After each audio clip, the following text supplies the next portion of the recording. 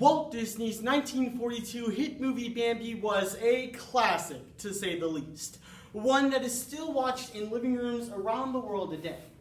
A story about a young buck named Bambi, who throughout the course of the movie makes two interesting friends, Flower the skunk and Thumper the rabbit. However, the movie has a rather dark undertone to it. Whereas Bambi learns to love his home in the forest, he also learns to be weary of the meadows, where hunters lurk for deer like him. The movie teaches children about coping with all sorts of difficulties and challenges that present itself. For me as a child, this came in the form of my speaking.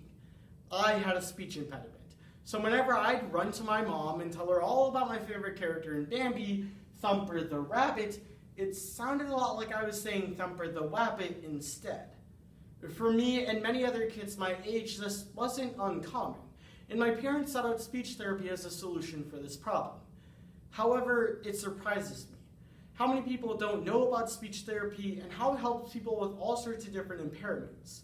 So today, let's begin by hopping through what speech therapy is and what the different methods of it are. Then, let's skate through the different types of impediments, like Thumper and Bambi, before finally thumping away the misconceptions about stuttering. So today, let's begin by hopping through what speech therapy is and what the different methods of it are.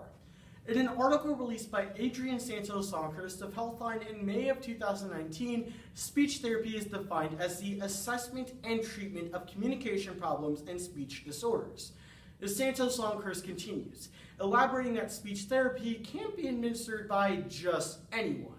Instead, the therapy is instructed by qualified professionals known as speech-language pathologists. These individuals have to go through a rather lengthy vetting process before being allowed to treat speech and language impediments.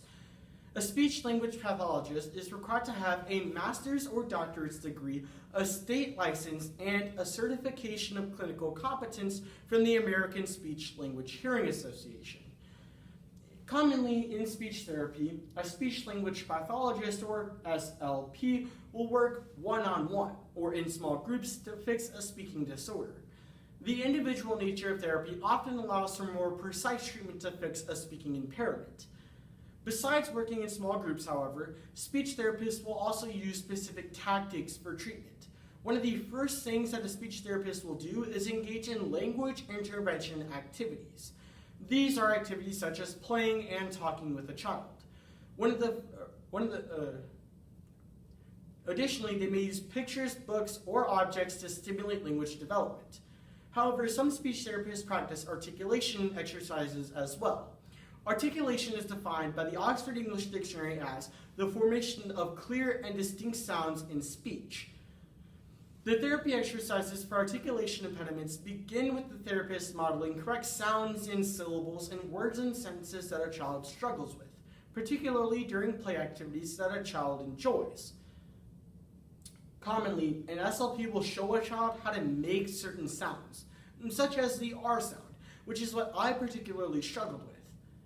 As I mentioned earlier, speech therapy is nothing new for many kids just like me, as according to the U.S. Department of Health and Human Services, 1 in 12 kids in America ages 3 to 17 have a speaking disorder of some sort. For me, it was a simple articulation disorder, where I couldn't pronounce my R's correctly, leading to me saying things like waste car, wabbit, and whining.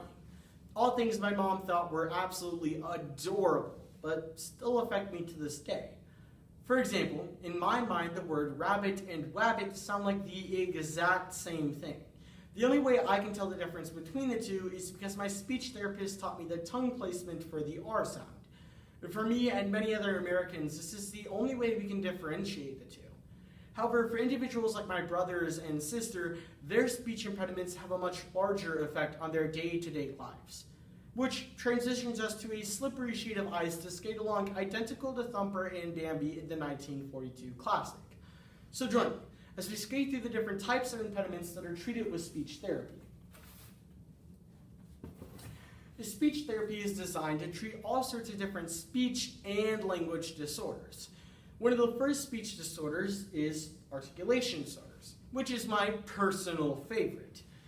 Articulation disorders are defined by kidshealth.org in September of 2019 as a problem with pronouncing or saying words incorrectly to the point that listeners can't understand what's being said.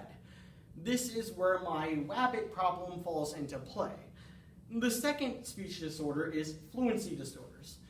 Now, as identified by kidshealth.org, this is where you have problems with uneven rates of speech or repeated words, sounds, and syllables. The most common impediment associated with this disorder is stuttering, which I'm sure throughout a full day of judging forensics you'll hear plenty of.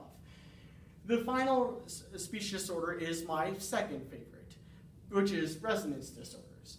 As a huge Kansas City Chiefs fan, I can attest that my quarterback is known as the Kermit the Frog of football. This is because Patrick Mahomes has a resonance disorder, which, as identified by kidshealth.org, is a problem with the tone, quality, or pitch of voice that distracts the listener from what's being said. But as I mentioned earlier, speech therapy is designed to treat all sorts of different speech and language disorders. The first language disorder is receptive disorders, which is defined by kidshealth.org as a problem with understanding or processing language. A person with a receptive disorder will often seem uninterested in what you're saying. They'll have a hard time following instructions and might have a limited vocabulary. These include developmental disabilities, such as hearing loss, head injury, and autism, which is what both of my older brothers struggle from. These are permanent, long-lasting disabilities, which speech therapy will definitely help these individuals, but will never fully develop their speaking ability. The second language disorder is expressive disorders. These are the problems with not being able to put words together, having limited vocabulary, or not being able to use language in a socially appropriate manner. These include disabilities such as hearing loss and Down syndrome, which are once again long-lasting permanent disabilities which affect an individual on a day-to-day basis.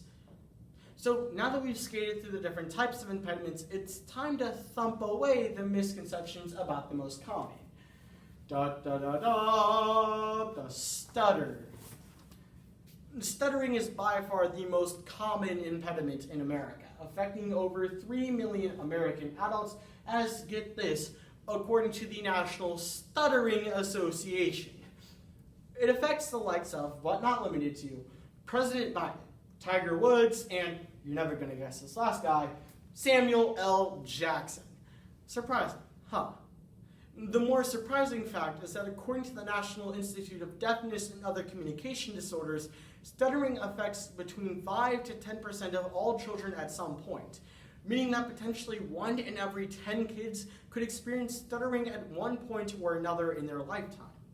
Thankfully, according to Rachel Null, who is a professor at Healthline University in January of 2019, states that most children don't end up stuttering into adulthood, but that it's the idea that they could which is alarming, considering that stuttering is commonly overlooked and often thought of as only one disability. What if I told you it's actually split into 3 subsets: developmental, neurogenic, and psychogenic? The first of the 3, developmental, is relatively harmless. It's most common in children under the age of 5 years old and develops as they haven't fully developed their speaking or language abilities yet, and usually resolves without any treatment. The second of the 2, however, is where things start to get a little hairy, in which neurogenic stuttering results as a patient has signal abnormalities between their brain and their muscles, causing their stutter. This type is especially difficult to overcome because to say a simple phrase, over 100 muscles are needed to collaborate with each other. The final of the 3 subsets, psychogenic, resides in a region of the brain that controls all governing, reasoning, and thinking, and is especially difficult to overcome as well. So today, as we hop through what speech therapy is, skated through the different types of impediments, and thumped away the misconceptions about the most common, I hope that you take this with you. Learn to appreciate your forest like Bambi, and your ability to speak whether you have an impediment or not. But I also hope that you're reading the meadows. And be kind to people who stutter over their words or who pronounce rabbit as wabbit, because I can assure you, they're trying their best to deal with what they've got.